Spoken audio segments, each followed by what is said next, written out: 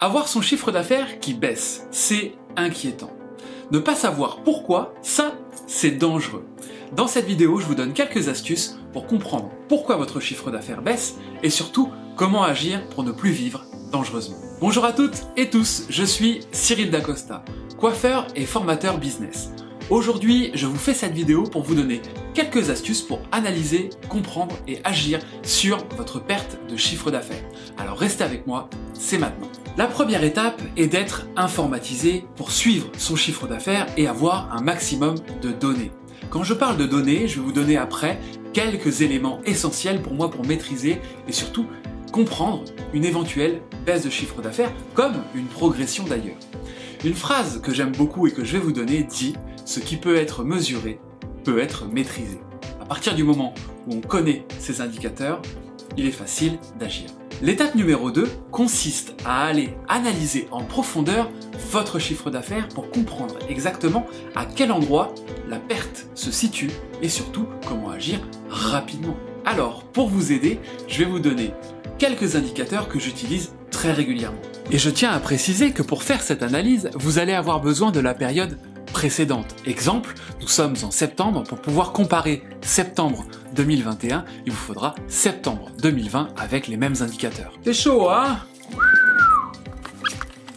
Donc, pour en revenir à votre baisse de chiffre d'affaires, la première étape, c'est de prendre votre chiffre d'affaires global, pour savoir combien exactement vous avez perdu. Ensuite, de prendre votre chiffre d'affaires homme, votre chiffre d'affaires femme et votre chiffre d'affaires revente pour savoir à quel endroit vous en avez perdu. Ensuite, il vous faudra analyser votre fiche moyenne globale, homme et femme pour savoir encore une fois à quel endroit vous avez perdu en force de proposition. Et oui, une fiche moyenne qui baisse, c'est une baisse de force de proposition de vous ou de votre équipe. Ensuite, vous allez analyser les visites, hommes et femmes, pour savoir à quel endroit vous avez perdu. Les visites représentent véritablement le pouvoir de fidélisation de votre équipe. Pour vous donner deux exemples, on peut très bien avoir une baisse de chiffre d'affaires liée au nombre de visites, autrement dit, on perd des visites et le chiffre d'affaires baisse, et on peut aussi en avoir une liée à la fiche moyenne. On peut très bien avoir le même nombre de visites, une fiche moyenne qui baisse et donc un chiffre d'affaires qui baisse. Et si la fiche moyenne baisse, c'est très certainement lié à un manque de proposition ou une baisse de la force de proposition. J'aimerais également vous dire quelque chose. J'entends trop souvent dans les salons de coiffure justifier une baisse de chiffre d'affaires par une conjoncture difficile ou une période difficile. Mais je tiens à préciser que dans un grand nombre de salons, ça va très bien. Et dans beaucoup d'autres salons également, ça va beaucoup moins bien.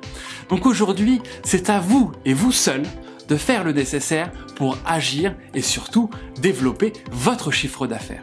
Encore un élément sur la fiche moyenne. L'intérêt d'aller analyser son nombre et son pourcentage de coupe, de couleur, de balayage, de soins, ça va nous permettre de comprendre. Oui, il y a une baisse de fiche moyenne, ok, mais sur quoi? Est-ce qu'on a fait moins de soins, moins de coupe, moins de couleurs? Et c'est ça l'intérêt d'aller analyser en profondeur votre baisse ou votre augmentation de chiffre d'affaires pour savoir qu'est-ce qui s'est passé. Et c'est ce qui va nous permettre d'agir très efficacement sur l'élément bien précis qui justifie potentiellement une baisse de chiffre d'affaires. Bien sûr, il y a encore un grand nombre d'éléments qui pourraient justifier une baisse de chiffre d'affaires. Alors je vous donne quelques pistes. Observez votre vitrine digitale, comment vous êtes noté sur Google. Ensuite, observez votre parcours client. Entre le moment où votre client passe la porte et le moment où il repart. Est-ce qu'aujourd'hui le service qui est fait dans votre salon correspond à ce que vous êtes et à ce que vous attendez et surtout à ce que votre clientèle attend? Faites vivre une expérience à vos clients, c'est très important. Ensuite, bien sûr, vous avez peut-être un collaborateur ou deux qui sont potentiellement démotivés.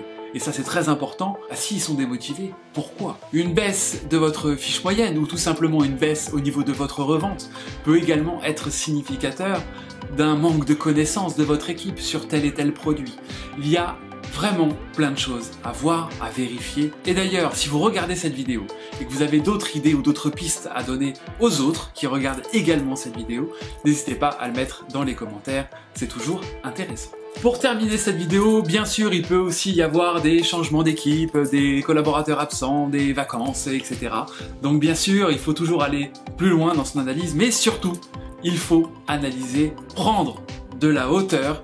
N'oubliez pas, surtout, ce qui peut être mesuré peut être maîtrisé, alors informatisez-vous et surtout, suivez vos chiffres d'affaires. En attendant, suivez-moi sur les réseaux sociaux, Facebook, Instagram, LinkedIn et bien sûr YouTube.